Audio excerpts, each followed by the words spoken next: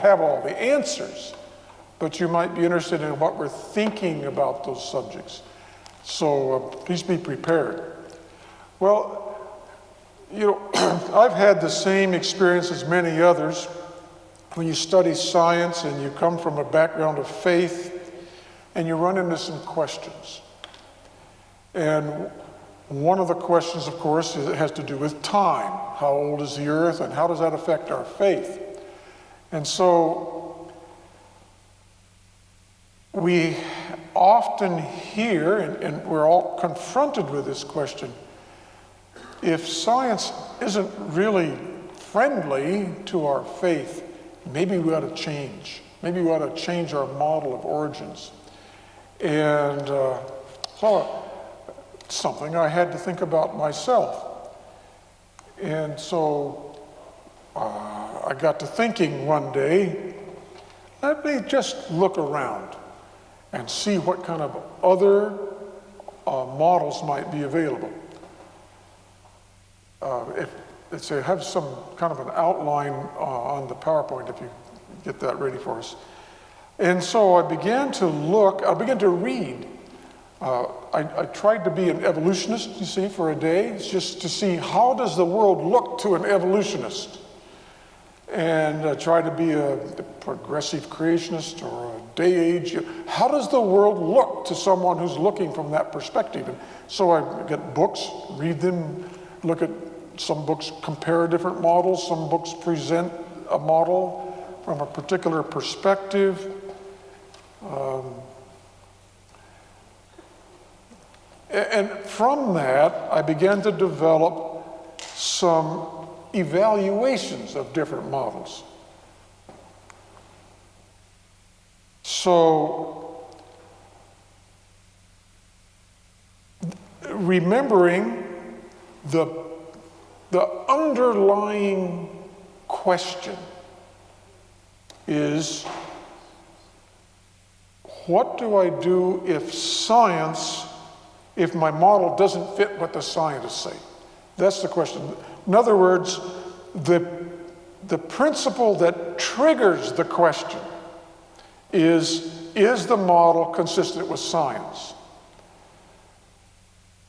And so that's an important point, because when we look at other models, we want to use the same criterion.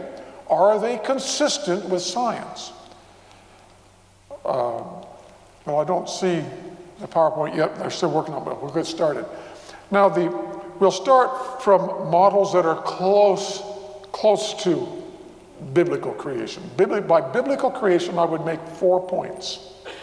One, it's a 6-day process, a 6-day creation, which of course means it has to be by command, because you can't have evolution going on in 6 days. Secondly, you have the special creation of humans, not derived from some other species, but humans created separately and in the image of God. One of the things I like about the creation story of humans, it really stood out to me as I was looking at it. You know, when on sixth day of creation, God said, let the earth bring forth living creatures. You can call that a mass creation, right? A group creation. But when he creates humans, he creates individuals. Adam was created one individual, Adam. And Eve, one individual, Eve. It wasn't this group creation. I think there's some significance in that. I think people are different from animals. There's a personality, an individuality, the image of God, all those things that come out of that creation story.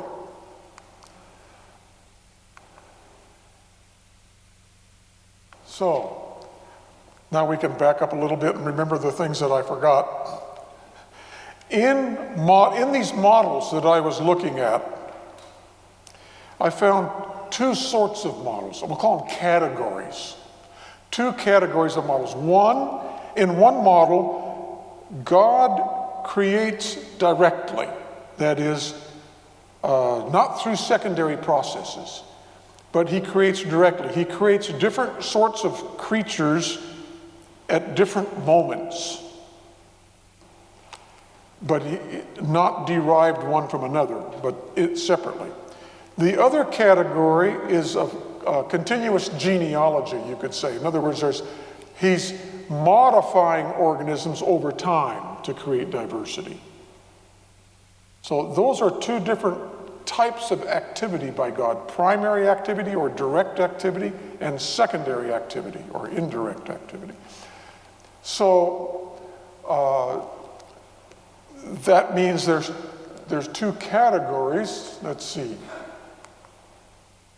Well, we were, thought I had seen that. Well, anyway,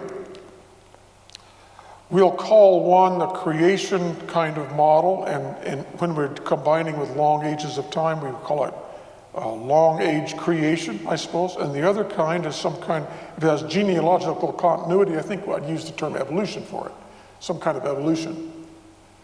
So by this long age models, they're an attempt to combine God's activity, which is scriptural, with long ages of time, which is, should I say, scientific? It's at least the scientists claim that. So can those be put together? Now, I want to distinguish a hermeneutical model from an origins model. Some people say, well, Genesis is an allegory. It's not meant to be taken literally. Okay, well, what's your model of origins? It's unspecified. Do you see the point? If you just say, well, Genesis doesn't mean what it says, you have not given any information about what actually happened. You are talking not about origins, you're talking about the text.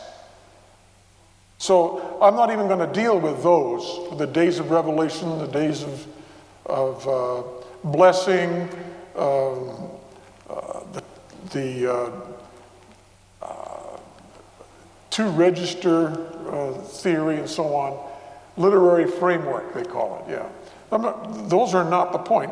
What I'm interested in is an idea of what actually happened. How did the biodiversity come about? By biodiversity, I mean, how do we have such things as people, redwood trees, and starfish? How did we get that? So, two classes: direct, immediate creative acts, and indirect, gradual creation by evolution. Now, within each category, there's more than one model, if you want to call it that. In one model, direct, immediate creation, you can have two creations, distinct but consecutive, so to speak. It's separated in time, two. Or you can have many, multiple creations. And in indirect evolution, you can have God directing evolution. He's guiding mutations or selection or something, or he can be kind of in the background, unobserved and undetected. All right, let's look at some of the problems in long age creation. The first one is the gap theory. We'll take a look at that. They differ by what they mean by day. God's creating, and you have periods of time. That period of time is either a 24-hour day or it's an indefinite, maybe long age of time. That's the distinction. But in both cases, God is doing something that's direct. All right. So the active gap theory is the closest theory to biblical creation. Basically, the active gap theory is Genesis records the latest creation. But before that time, ages ago, there was another creation that was hijacked by Satan, usually. You wouldn't have to say that, but I think in the classic form. Satan hijacked God's original creation, corrupted it. God allowed it to go on for a long period of time, and then destroyed it and started over. And what the starting over is what you see in Genesis. So that's not very different from the biblical creation. It kind of includes the biblical creation in a bigger story. But remember, we want to know if this fits scientifically. The The criterion we were using is, does it fit with science? Well, note that here's a picture of the geologic column, sort of, and the long ages coming up through here is the top of the column, and we just try to fill in the dots here. That first creation would have to be way back low in the geologic column, long time ago.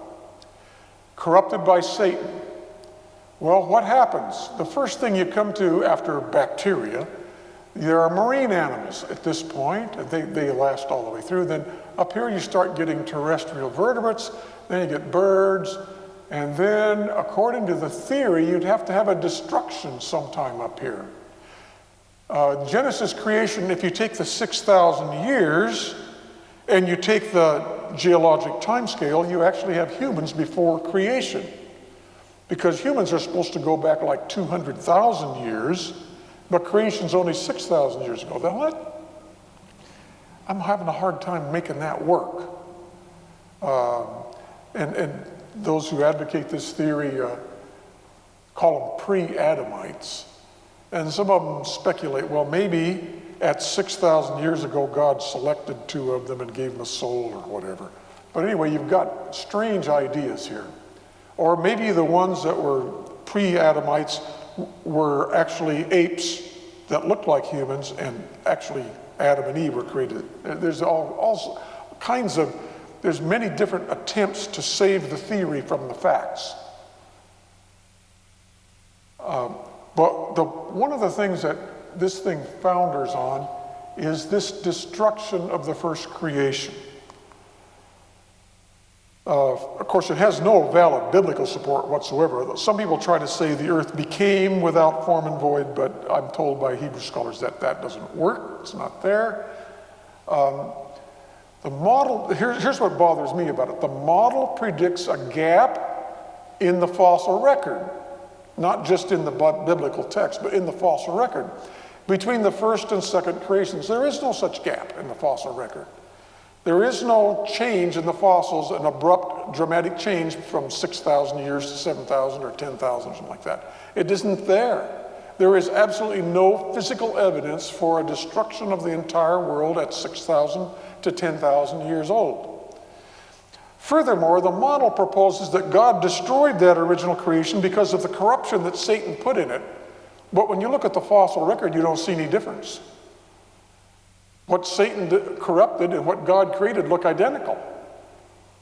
So that, in my opinion, simply kind of rules out that theory. It doesn't work, despite the fact that if it would only work, we'd all be relieved of the problem of the challenge of time. But it doesn't work. So let's go on to... I want to come back to that. Let's go to the day-age theory. Now, in Ellen White's day, the day-age theory and the gap theory were probably the 2 most popular attempts to combine divine activity, creative activity, and long ages. Since that time, the gap theory has kind of been mostly abandoned. I don't know of anybody who's really promoting the gap theory these days. But in the Schofield Bible in the early 1900s, in that time, it was very popular. Day-age theory is the idea that there were 6, if you prefer, 6 days of creation, first, second, third, same sequence as in Genesis, the same activities in Genesis. 6 successive creation periods as in Genesis. Some have proposed that, now this is something I need to look into a little more, but the idea is some people have said, well, actually on Earth, because of relativity, Einstein's theory of relativity, what took place in 24 hours on Earth might have been millions of years in space. I personally don't really see how that helps, because it's right here on Earth that we're considering it. We're not looking at it in space. But anyway, that's part of the idea there. So, in the day-age theory, here's what we would have. Age 1, when God created light, well, maybe that's the light from the Big Bang. So the Big Bang was a flash of light as the universe was expanding. And then you have expansion of the universe, formation of the solar system, formation of planet Earth, the sea and land, the dry land and the ocean. Then you have, in the fossil record, you have marine animals and land scorpions and seed ferns and insect. The insect that's first, the lowest insect in the fossil record is a fragment, and it's uncertain if it was a flying insect or a crawling one. But anyway, then you have gymnospermous plants like pine trees and things, Archaea, cowries, land vertebrates, flying vertebrates, flowering plants, and then finally modern humans. So that's the sequence that we're trying to explain. But if you look at the creation, the day identification, this is day one. This is before day one. Expansion of the universe. In the beginning, God made the heavens and the earth. That happened before God created light. But in the model, it needs to happen after. Formation of the solar system, that's the fourth day. Formation of the earth, that's mentioned before day one.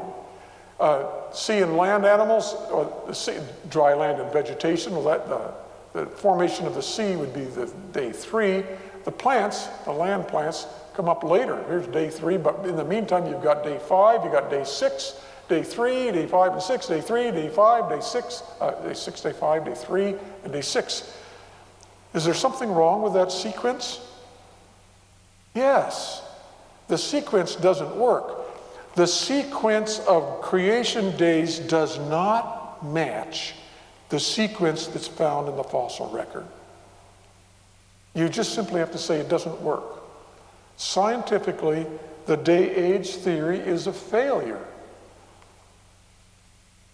There's an easier, more organized way of looking at it. The Genesis sequence, you have 3, 5, and 6 for living things, and in the fossil sequence, the sequence is different. So, and the main differences, one of the main differences and important differences is fruit trees. In Genesis, fruit trees are created on what day? 3, right? Dry land and vegetation. They're specifically mentioned. The tree with bearing fruit with a seed inside, that's specifically mentioned in day 3.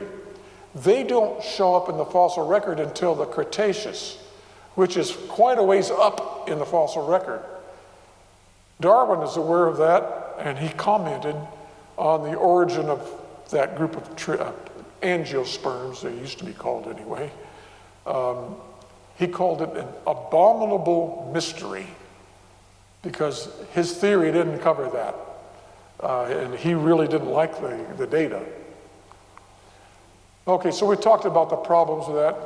It's out of sequence. Okay, our criterion is it consistent with science? We say no, it's not consistent with science. So we're not going to improve our fit with science by discarding biblical creation and going to day-age creation. It's not going to help us. All right, third category here, or the third example of this category is something that's been called progressive creation. Bernard Graham, in I think 1956, wrote a book on that, kind of introduced it as far as I know. I like the word serial creation because it's a sequence of creation. His theory basically is this: creation sequence follows the fossil sequence. Never mind Genesis. Just look at the fossil record and you can tell what happened. First was a marine, then so on through the fossil record. So what he's saying basically is Genesis doesn't count in terms of the sequence. You find gaps in the fossil record. Well, maybe that's when God created something new. So, he might have created the Garden of Eden late, but it may have been the Garden of Ediacara back in the Precambrian and the Jurassic Park. Maybe it was a later creation and so on through the fossil record. Well, how does that fare scientifically? Well, it's not testable. It's not testable because it doesn't make any specific claims except that whatever the fossil record says, that's what God did. It's a God of the gaps, really. A systematic God of the gaps approach. if we don't have an explanation, or whatever it happened, well, God did it that way. There's no predictive value, there's no testable value, there's nothing to it. It's entirely conjectural, but it also has some theological problems. You have this, paleontologists tell us they're kind of, in the fossil record, there's three major types of organisms, faunas, if you please. The first one's called the Cambrian fauna, then you have the Paleozoic fauna, and then you have the modern fauna. So let's look at that. The Cambrian fauna would have to be created about the beginning of the Cambrian, maybe just a little bit below that. So that's created first. Then the Paleozoic fauna turns up above that. And then the Cambrian fauna is destroyed. You have this mass extinction in which most of the Cambrian fauna is destroyed.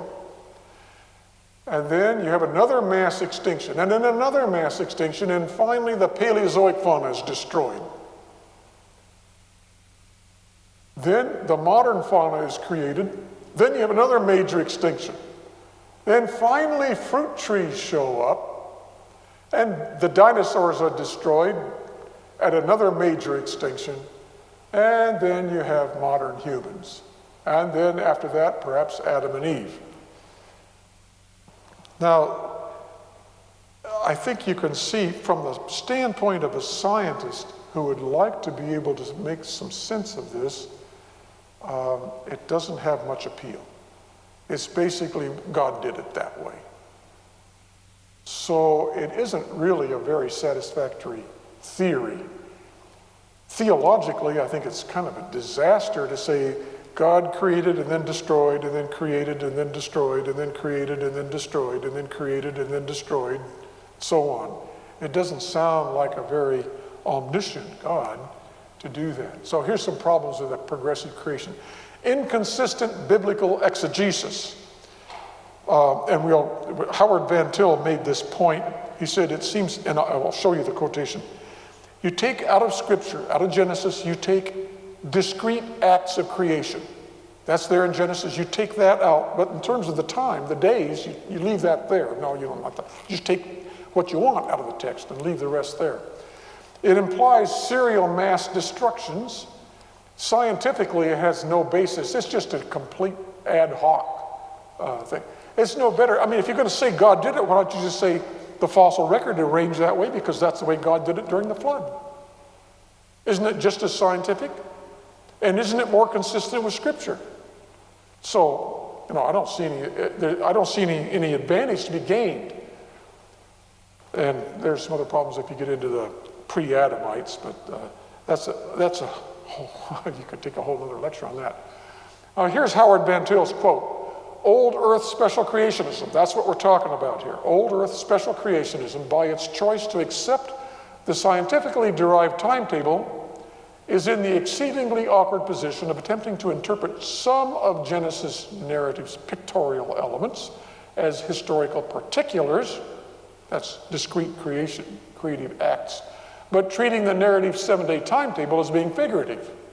See the inconsistency there. It's basically making it up as you go along.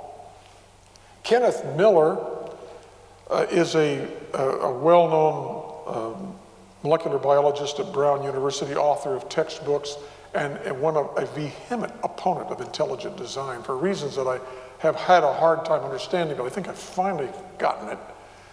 But he's a kind of a theistic evolutionist. And it seems to me that what he says about old Earth creation also applies to his theory, but he seems not to agree with that. Intelligent design, which is the term he uses for long-age creation, does a terrible disservice to God by casting him as a magician who periodically creates and then creates again throughout the geologic ages. Why did this magician, in order to produce the contemporary world, find it necessary to create and destroy creatures, habitats, and ecosystems millions of times over? Well, that's a good question. If God's able to do what he wants, why is there so much destruction? Why is there so much destruction if you don't accept sin? Now, notice Miller's use of the word magician. He uses that word because he wants God to be restricted by natural law, that he can't do anything supernatural. So if you want to claim that he does things supernaturally, then you're accused of calling him a magician. Well, I think that's a pejorative term, the way he used it, and probably not accurate. But nevertheless, that's what he does. So here we have, what are the theological problems with all these long-age models? First of all, you have death before sin. If death is not the result of sin,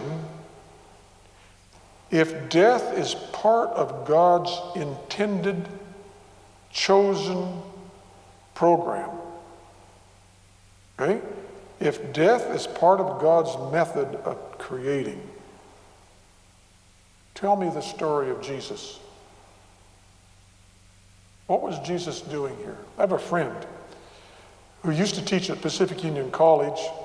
He was telling me about a friend of his, or at least an acquaintance of his. And one day this other person came to my friend and he said, "Hey, I've just learned a new theory of origins. I want to tell you about a new, we don't have to take this Genesis stuff. I want to hear a new theory of origins. I want to tell you about it."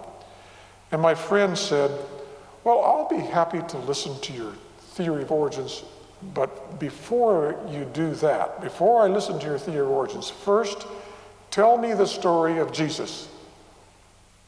And the other fellow said, "Well, we're still working on that." And my friend said, "Okay, well, when you've got it, you can come back. But in the meantime, I don't want to hear it." And I thought that was fair and wise. If you can't tell the story of Jesus, then you've made a pretty big decision. You made a pretty big decision. There's no curses in this long-age model. The curses that are recorded in Genesis 3 are not accurate because suffering and death existed in the long-age model. They existed from the beginning, millions and millions of years before there were any people here to sin. There's no seventh-day Sabbath. I read recently somebody said Jesus gave us an example of keeping the seventh-day Sabbath and we don't need creation week. No, that's kind of like whistling past the graveyard as far as I'm concerned. I don't think it works.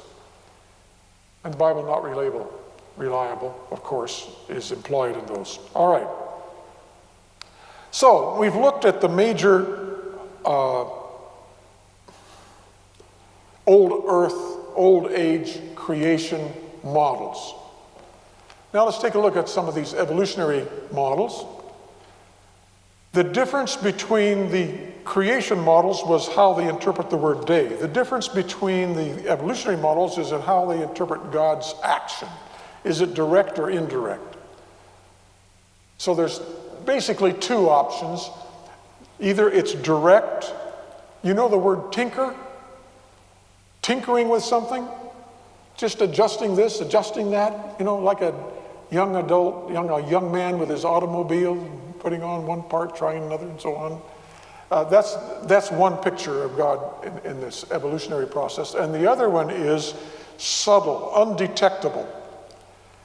There's quite a philosophical difference between whether God is actively doing it or whether he's behind the scenes and not really doing anything detectable. And yet we often use the same term, theistic evolution. I will use two different terms. So this idea, undetectable, indirect, is the theory that the mainline Protestants mean when they say theistic evolution. That's what they're talking about. Theistic evolution means God is not actively involved. He may have designed the laws of nature and put them into the universe at the Big Bang and then stood back. It's basically deistic, not necessarily thoroughly deistic, but it's very close. So for this other one, I'll call this evolutionary creation because it's more of a process of God's involvement. All right, evolutionary creation. God acts continuously and directly to guide evolution. So the fossil sequence then reflects God's creative pattern over history. You could say, and some do, say, this is the first time God ever created and he was learning how. You'd say, would people actually say that? Yes. You can find that in the literature. That's actually been written. They call him a naive creator. Amazing. So the fossil sequence reflects his experimental tinkering. If the events become discrete, you can just about blend with serial creation, but it is different if they have continuous genealogy. Well, what do we have when we get that theory? We have bacteria, Cambrian fauna, the same pattern, same sequence of organisms. So we have multiple catastrophes coming up through. It's the same problem we had with the long age progressive creation. It's got all this destruction in it. Furthermore, the fossil record is famous for its gaps in the fossil record. There's lots of gaps in the fossil record. The fossil record, if you look at the world today and you map out the pattern of biodiversity in terms of morphology, if you map it out, you'll get a pattern of clusters of similar species separated by gaps. Clusters and gaps is the pattern you get now. That's discontinuous. If evolution is true, if common ancestry is true, we ought to be able to take all the organisms that have ever lived, fossils, let's say, add them to what we see today, make a big pattern, and we ought to see continuous lines going through that whole pattern. Well, that's what we ought to see if evolution is true, common ancestry. We don't see that. What we see is a pattern of clusters and gaps. Clusters and gaps, just like we would see at the contemporaneous world. So there is no continuous pattern. And without a continuous pattern, I think it's difficult to accept that there was a continuous process. The fossil sequence does not appear to be intelligently guided, because look at all the extinctions. How many of you seen a trilobite lately? Or a dinosaur? Or an ammonite? They don't exist. But there are thousands of these things in the fossil record, especially trilobites. There's something like 20,000 different species. Why was it that, and even as a creationist, we might wonder, why did God destroy everything like that? And maybe say, well, there was a flood. The flood was not selective necessarily. Things that survived needed to be where God could protect them, in the ark or in special places that God had arranged. But apparently he didn't save the trilobites. The most convincing one probably is the last one. If God is actually directing mutations, why did my nephew die from birth problems? Huh? Why did my cousin die of leukemia? Is that God causing those mutations? Now, if you want to say that, you're in theological trouble, I think. I don't find comfort in this theory at all. It's a miserable theory. Well, let's look at theistic evolution. We're getting farther and farther away from the biblical story as we go through this progression. Theistic evolution is the idea that God acts subtly from within nature. I don't think they're necessarily pantheists, but it has this pantheistic flavor to it. From within nature to influence the direction of evolution. His actions are undetectable to us and are constrained by natural law. Kenneth Miller says, if God's the creator, this world is what he had to work with. In other words, the laws of nature that we have in this world, that he had to work within those. Basically, he had no choices. So if we don't like what he did, blame the laws of nature because they put limits on what he could do. I don't understand, to me, the laws of nature are God's tools, not his master. But this idea of undetectable to us is an important point to the theistic evolutionists. Kenneth Miller was a theistic evolutionist, very vehemently opposed to the idea of intelligent design. Why? Because intelligent design makes the specific claim that you can see in nature evidence that that some intelligent design has been there. The whole theory of theistic evolution is grounded on the premise that you can't see evidence of God. So if you can prove that God's actions are detectable in nature, then this theory's out the window. And that's why Kenneth Miller is very uncomfortable with it. Well, theistic evolution theory, continuous natural creation, multiple catastrophes again. Philip Johnson, who's considered to be the father, the godfather, if you wish, of the intelligent design movement, really kind of tweaked these guys a little bit. He said, you guys are proposing that behind the scenes is an invisible, indetectable God who does nothing. Why don't you just say fairies are doing it? Or why do you even need anybody to do it? If the laws of nature are sufficient, why do you make up this story of a God behind there? You don't need God if natural law is enough. And I have to admit, the logic seems to me compelling. So that's one problem with theistic evolution. There are some other problems. Nature does not appear continuous. There are many gaps. The most notorious one, well, 2, 3, the origin of the universe, the origin of life, the origin of information and biological systems, the origin of consciousness in humans. But you can also add the origin of meiosis and sexual reproduction, the origin of multicellularity and development, the origin of complex organs and body plans. The fossil record has many gaps and abrupt appearances. Harmful mutations do not appear to be under divine influence. There's a lot of things wrong with that theory, a lot of scientific problems. And here's Philip Johnson's. If natural law is sufficient to explain evolution, why propose an invisible, undetectable God also? And then philosophically, when someone creates something, don't they have an interest in it? If you build a house, don't you have an interest in how that house is inhabited and maintained? Why wouldn't God do that? And then, if the laws of nature are such that life naturally emerges from non-life, why does anything die? If the laws of nature direct toward life, then why do we have death? It doesn't seem reasonable. And then what's the explanation for evil? It's been said for theistic evolutionists, it's been said for creationists, the problem is evil. What is your explanation for evil?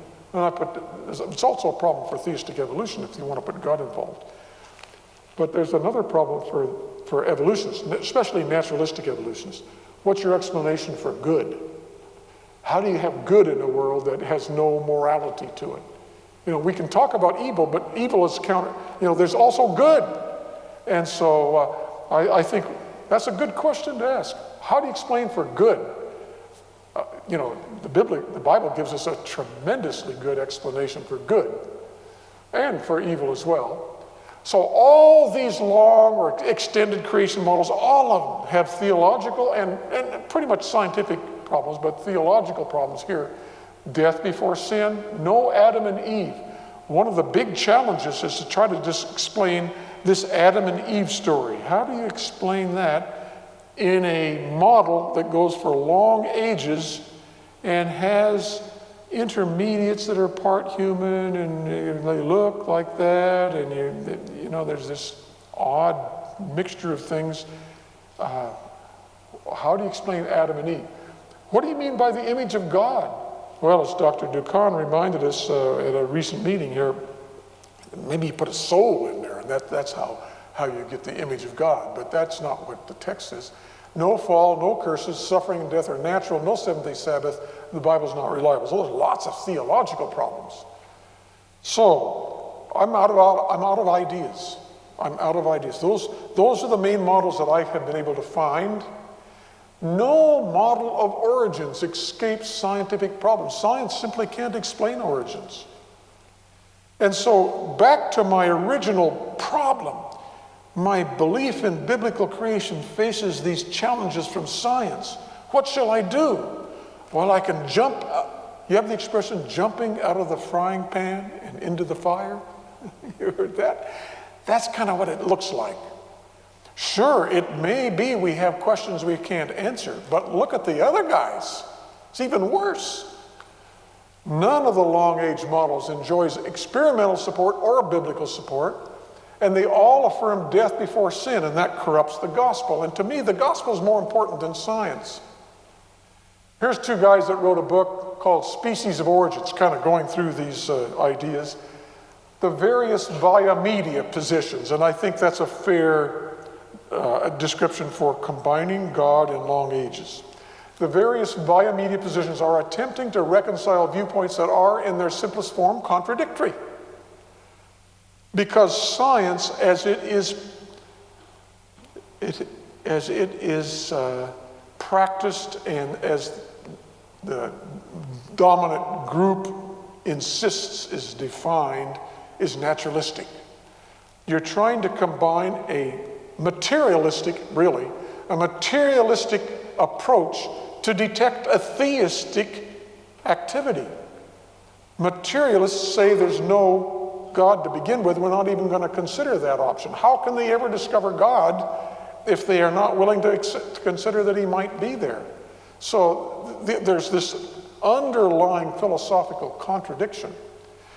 These two perspectives, science and religion, can have at best some kind of uneasy truths. They can never be reconciled. Oh, I don't accept that theory, that conclusion, if you define science as an attempt to understand the world. Then not making it materialistic. Take the materialism away and open it up to discovery. Whether God's there or not there, let that be open. So they can never be reconciled. No, you cannot reconcile two contradictory systems of philosophical thought. So the church's mission is to tell the story of Jesus. Before we can seriously consider a model of origins, we must first hear the story of Jesus in the context of that model. And in my view, this is enough basis to reject all these models. None of them preserve the story of Jesus. None of them sets me free from conflict and tension. So, if there's one thing to remember this statement.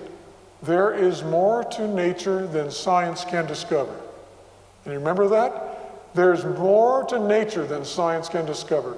It would be a tragic irony if we rejected the biblical model because of its alleged scientific problems, but adopted another model that not only has scientific problems, but a multitude of theological problems.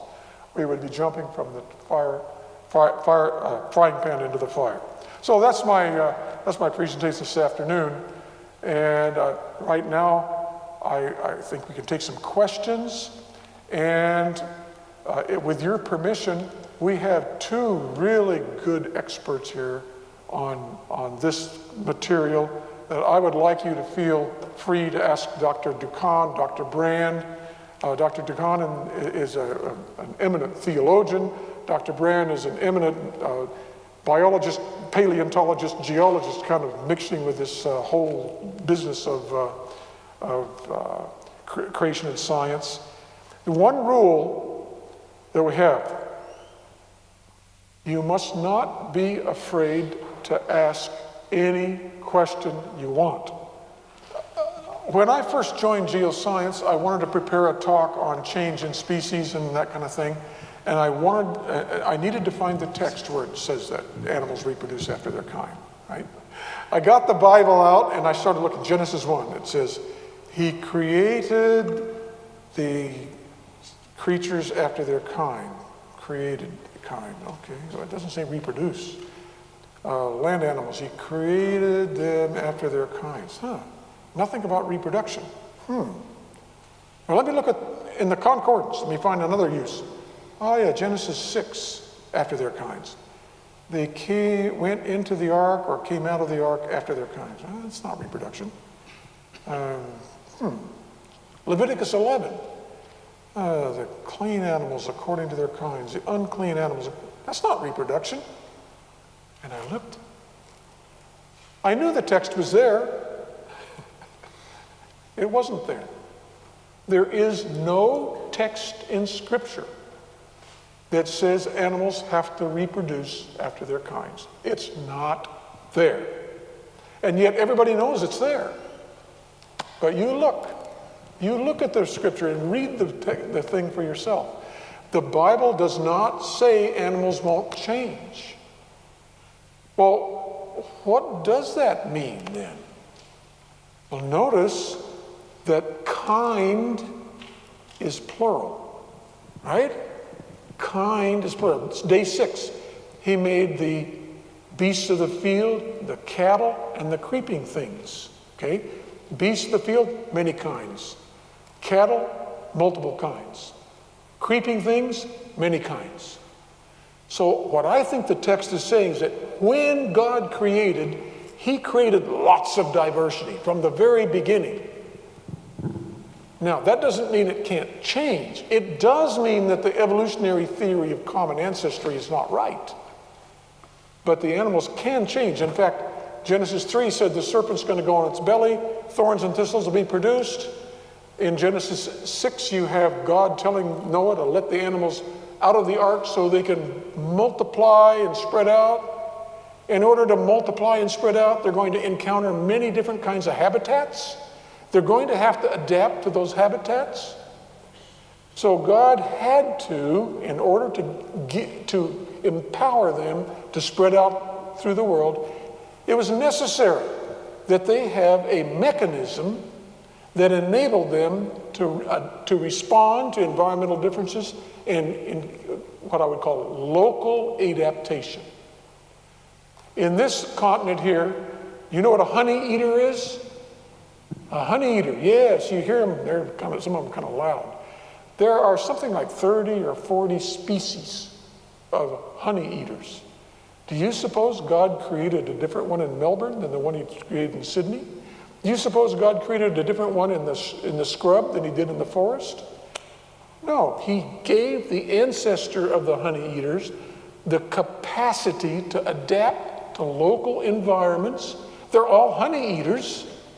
They're all in the same family, so to speak, but they have the capacity for local adaptation and change, and that's completely biblical. There's nothing in the Bible to counter that. Thank you for the question.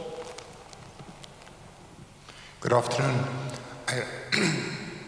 I recently visited the Hubbard Glacier in Alaska, and on the face of, if you look at the face of the glacier, there's like a black line going all the way across, which in my thinking is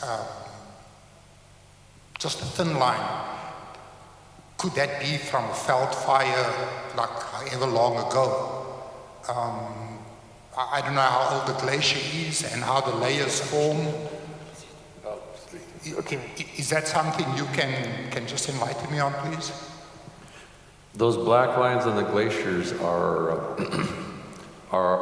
layers of, piles of rock. As the glacier moves, it breaks up a lot of rock along the sides of the mountain where it's moving. Those rocks get carried down and they get deposited on top of the glacier in these lines. So that's all that is. It's just rock debris on the glacier.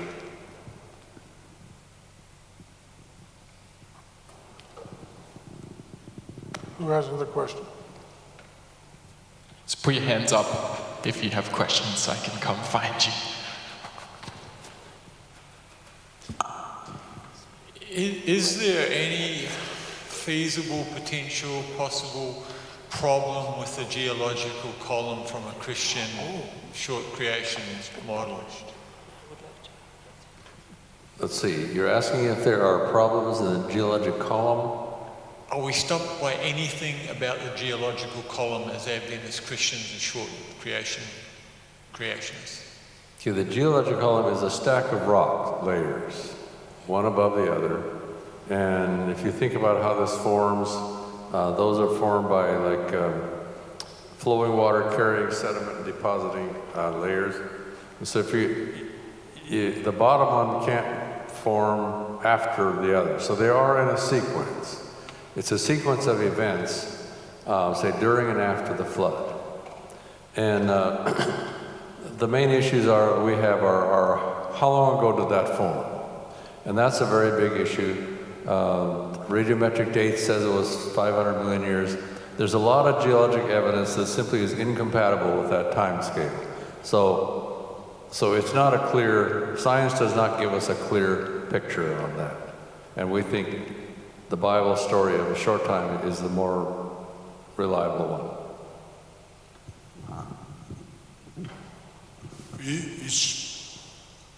The Bible says that the sun is the source of a greater light, and the moon is the source of the lesser light. Sun and the moon. It's been 50 years since man landed on the moon. Have science found out something that man can live on the moon? Thank you. Can man go on the moon or something? I didn't get you. Are you asking whether there's anything in the Bible that says that we could not go to the moon? Yeah. Is that right? Is there anything in the Bible that would prevent us from going to the moon? Or even Mars, I suppose?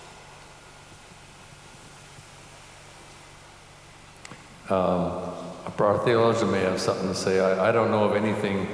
I've heard people say, oh, we'll never get to the moon, we'll never get to the Mars. Where in the Bible does it say that? Show me where it says that. It doesn't say anything like that, as far as I know. He says no. Can you explain a bit more about the dinosaurs and how they fit in? I'm a high school teacher that has to teach evolution in New South Wales, and that's a question that always comes up. How does the dinosaurs fit into the creation story? Because if the world is only 6,000 years old, where did the dinosaurs come from and where are they now? He's keeping wanting me to answer those tough questions. No, actually, okay, you say, how do the dinosaurs were millions of years ago, how do they fit in? There's two parts to that. Okay, the idea that dinosaurs were millions of years ago, that's based on one part of the theory, the idea that we can date those and they date millions of years. The other part is, how do they fit into the Bible story? Well, first of all, we have to realize we simply believe that millions of years is not true. The evidence is equivocal, like I mentioned. So dinosaurs were not millions of years ago. So where did they come from? Well, God created them as one possibility. If that's not true, what other possibilities do you have? There are all kinds of dinosaurs, from little ones this big to huge ones, big, nasty, mean ones, plant-eating ones. And did God create lions just the way they are now? No, things have changed and adapted, and I think that happened to the dinosaurs as well. They were just a large group, they were a very diverse group of animals on the earth before the flood, and they went extinct at the time of the flood. Let me add to that. When God decided to bring the flood, I have this, when God brought the flood on, he came to Noah, Genesis 6, verses 11 and 12, and he gave Noah two reasons he was going to destroy the world. The earth is filled with violence, and all flesh had corrupted its way. What does it mean that all flesh had corrupted its way? Apparently, the original creation, including animals, had become so corrupted that God felt it necessary to destroy them. Now, it seems to me that the linkage in the text, the close position of violence and corruption could indicate that the corruption of God's original creation was producing violence. And when I look in the fossil record and I see giant marine lizards that were 12 meters long with jaws 2 meters long, I think I'm pretty happy not to have to swim with those guys. When I see dinosaurs 20 feet tall with huge jaws and powerful muscle scars for muscles that have been calculated to give tremendous force to their bite, I'm thankful they're not here anymore, and I wonder, wow. Then I look at Genesis and I say, oh, okay. Probably that's the violence and corruption that God destroyed. Now, I don't know why God destroyed the little dinosaurs too. It may be that they're part of the corruption. In fact, I tend to be a person who thinks that the creation is very much corrupted. I would propose as at least a probability that there, in the fossil record, there is nothing there that is identical with the way God created it. Probably the entire fossil record is of the corruption of God that God intended to destroy. One thing to keep in mind also, we hear about the dinosaurs and how they're extinct. That's just one tiny part of the picture there. There is an enormous range of all kinds of creatures that went extinct along with the dinosaurs and before the dinosaurs. The flood changed the earth, and apparently a lot of habitats just did not survive the flood, not just the dinosaurs. So we would say that God created the ancestors of the dinosaurs, not necessarily the way they appear to us. We don't know how they looked originally, but that's how they were created on day 6, the land animals. Something happened between day 6 and the flood for corruption, and God destroyed them. So when the animals went onto the ark, that was a family, and God chose the purest of those and destroyed the rest. That's a good way to say it. Might comment on those in the ark. Read Genesis 7:22.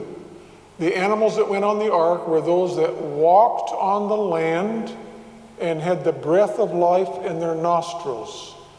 What that means in modern terms is terrestrial vertebrates. So some people have challenged the ark story. I saw one cartoon that somebody said, "Oh, Noah, we're in trouble. The jar holding the termites is open." Well, whether termites were on the ark or not, I have no idea. The point is that the ark was specifically for terrestrial vertebrates, and you don't have to try to pack the sea creatures in there. They're a separate situation. Sorry, over here. Hi.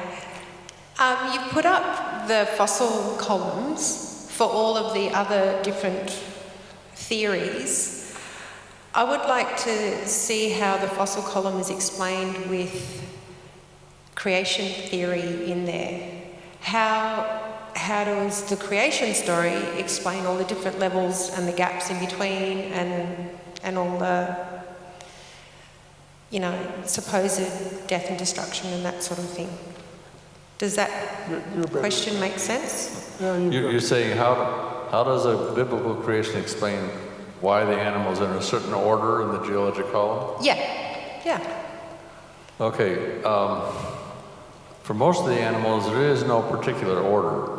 The only thing that fits this order primarily are the vertebrates. So you got fish first, and then amphibians, and then reptiles, and then birds and mammals.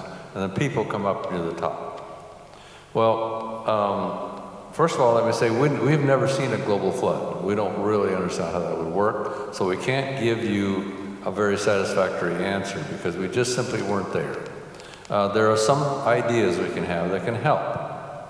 If you have a catastrophe that affects the earth, and it starts flooding the lowland areas and then water getting higher and higher, who's going to get buried first? The fish or the monkeys? You see, where things live will affect the order in which they come. Now, this doesn't answer everything by any means. It's a beginning. It would affect the order, but there have to be a variety of other factors that would affect it. Unfortunately, Noah wasn't taking notes, so we don't have all that information. But there is a kind of an ecological flavor to the sequence. If you look at, if you think about fish, amphibians, reptiles, birds, and mammals, there is an ecological correlation that goes along in a general kind of sense. So the same spot. Is there any evidence that you've been presented with or ideas that you've heard that have given you reason to doubt a young Earth creation model? I didn't understand. Could you explain a little more?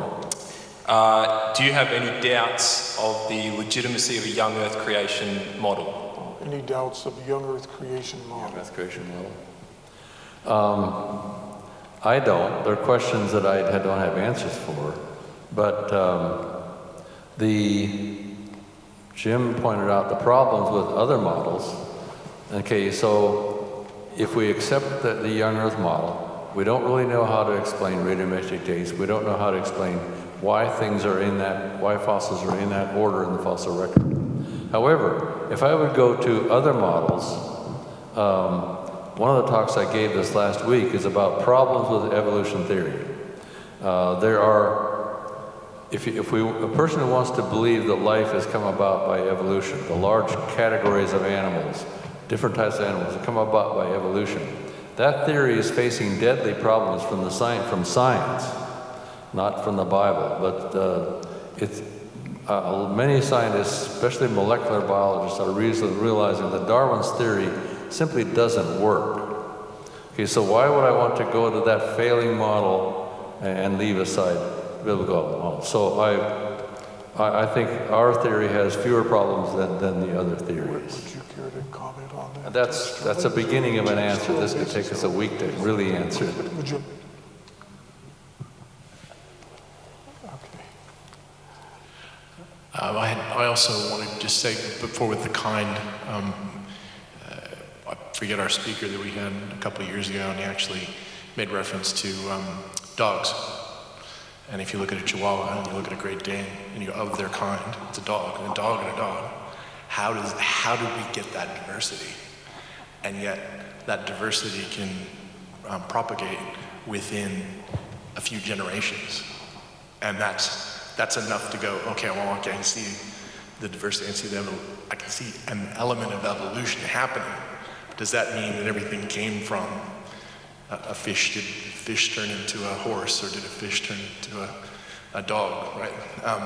So I suppose that's one of the problems I often have. The other thing I wondered, the second part is, my biggest problem when it comes to scientific, it's hard evolution. We wrap a lot into evolution. Evolution means one thing to one person, another thing to somebody else. And the problems I have is like radiocarbon dating, carbon dating, all the flaws with it, the flaws with fossils themselves. I think one of the recent journal articles I read said they've got preserved blood DNA of dinosaurs, but yet if they're millions of years old, these fossils, the blood would be long gone.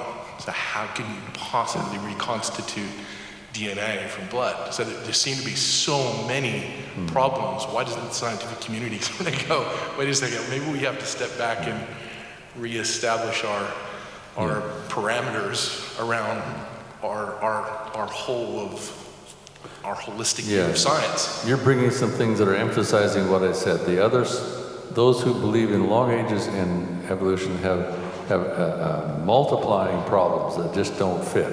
I'd like to speak to your first one. How do we get all this diversity? You mentioned dogs. Well, I'm glad you did. That's one of my favorite examples. Okay, dogs are believed to have all come from wolves originally. Okay, so you know what wolves look like, and you know you have these little dogs about that big that I think wolves would be ashamed to accept them as their descendants. But anyway, there are so many kinds of dogs. Dogs are unique, and I think that tell us something about change since creation. There are hundreds of kinds of dogs, and we know the history of many of those, maybe a couple of hundred of them. They've been produced by human selective breeding in the last couple of centuries. Okay, that's very rapid change. That is not evolution. That could not be evolution by mutate, random mutation thing. It simply is not that. Now we know part of what is all involved here is something we call epigenetics, and we don't really have time to explain that adequately, but there are changes that happen without mutations. And all these kinds of dogs, they can't be evolution. Evolution cannot work that fast. And we know how these dogs have come about. The genetic information to make all these kinds of dogs had to be in wolves from the beginning. Okay, think what that means. That all that information, sort of standby genetic information to make many variety of dogs, that had to be there before we ever started trying to make varieties of dogs. Okay, so how did it get there? Well, it had to have been created there in the first place. And other animals are not like that. There really are no other kind of animals that have that much genetic flexibility. And I would propose to you that the only evolution that happens is evolution based on the potential variability that God put in each group from the beginning. I just recently came across a paper in the scientific literature on dogs. Someone took domestic dogs and studied variation in their skull shape. And then they compared that with other groups of related, like cats and other dogs and so on. And what they concluded was the variability of skull shape within dogs, one species, that's just one species, the variability in that one species was greater than in all the kinds of wild dogs in the world combined. In fact, they compared it to the variability that's present in the order Carnivora, which includes cats, hyenas, weasels, mongooses, bears. Not that all those things fall within dogs, but that dogs are so diverse in their skull shape that if you measure the differences, it is just unbelievable. One species has that much potential. Okay, we've I just got... suggested, there's one more comment, that God made wolves with dogs in mind. He knew we would need protection and friendship and companionship and all kinds of things. And so that's why he made the wolves the way they are, with that potential for dogs. We've just got time for one last question, and then we'll wrap things up.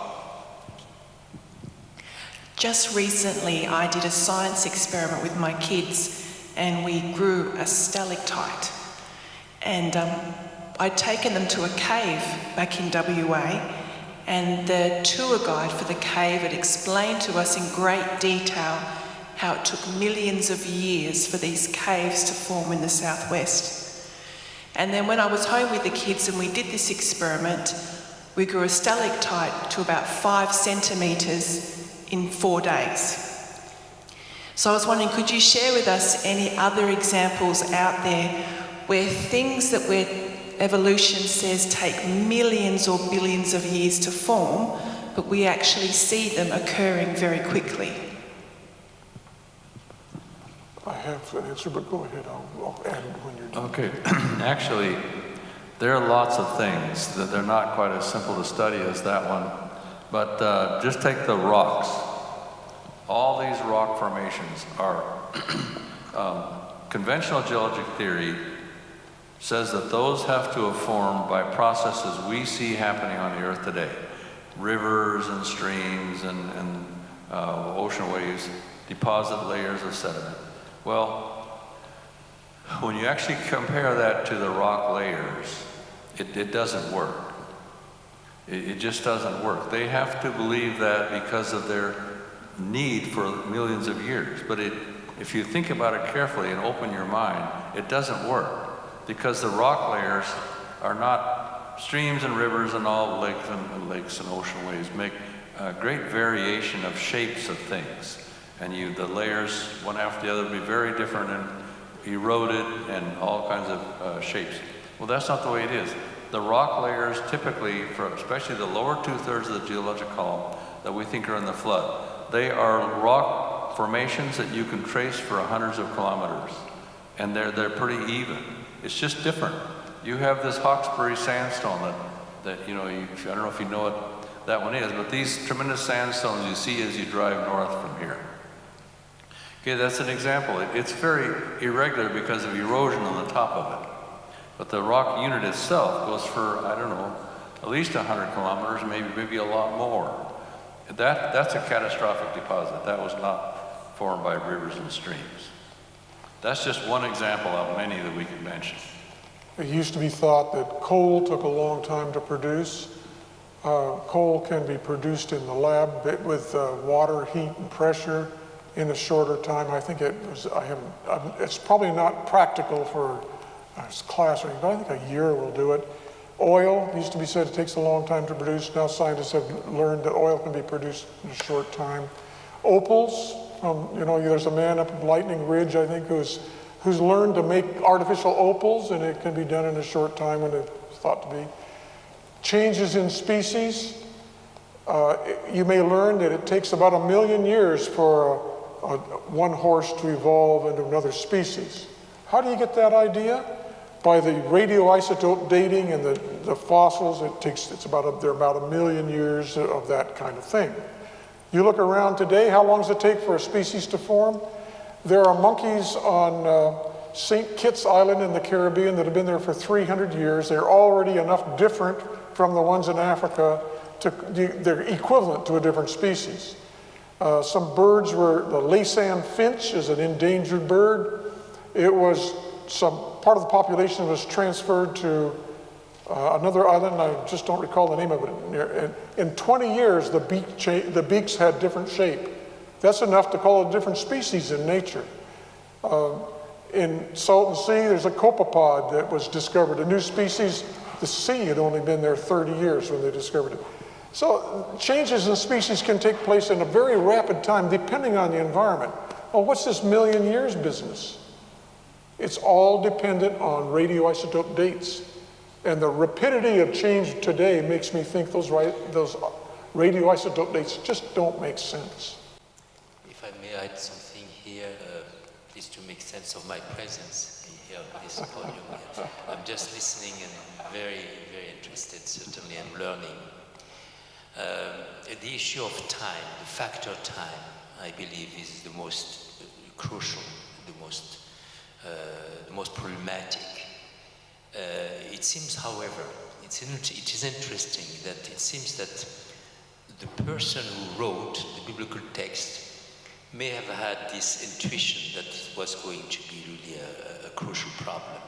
So when he wrote the creation story, which is in the Genesis 1, he wrote next to it Genesis 2. And this morning we heard, a very, very good point you are making, the two creations, a kind of a testimony to that observation, which is a literary observation from an exegetical point of view. That is, from the point of view of someone who studies the scriptures and sees the way it was written from a literary point of view. There is a structure in the creation story, and this structure parallels the second creation story. You don't have one creation account, you have two creation accounts. The Genesis 1, which goes until chapter 2, verse 4, half of 4 actually, and then you have Genesis 2, which begins from the second part of verse 4 to verse 25 of chapter 2. And studies have been made on these two chapters, and it has been observed and really confirmed by many scholars that the two texts are parallel. You have 7 sections in the first, 7 days. You have also 7 sections in the second. You begin the same way in the day, in the beginning of, or in the beginning something happened, and in the day when, so you have a close. So you have many, in other words, it corresponds. The reason I'm saying that is that when you read the second creation story, this text, you read a creation of a mature element. In other words, God created, He did not create man as a sperm, or as a baby. He created him as an adult. There is a problem of time there. How come that, we see Adam right away? This is the way God has created. He created the trees, adults, the garden. Otherwise, He did not create, a seed. And the seed came later. So when you read the second creation story, you are confronted with that problem of time. And if you receive that, and if you accept this particular given, that God has created, has been able to create, in other words, killing the element of time, reducing the element of time. In other words, normally to get to man adults, you need about 25 years, let's say. He created him adult. He could talk to him right away. I mean, we don't see that. This is the same way as if you accept that in the second creation story, this provides you with a key to understand the first creation story. So it is very possible that the same thing that in the first creation story you have, you don't have such a long period of time. It's short. What could appear as long actually is short from the point of view of God.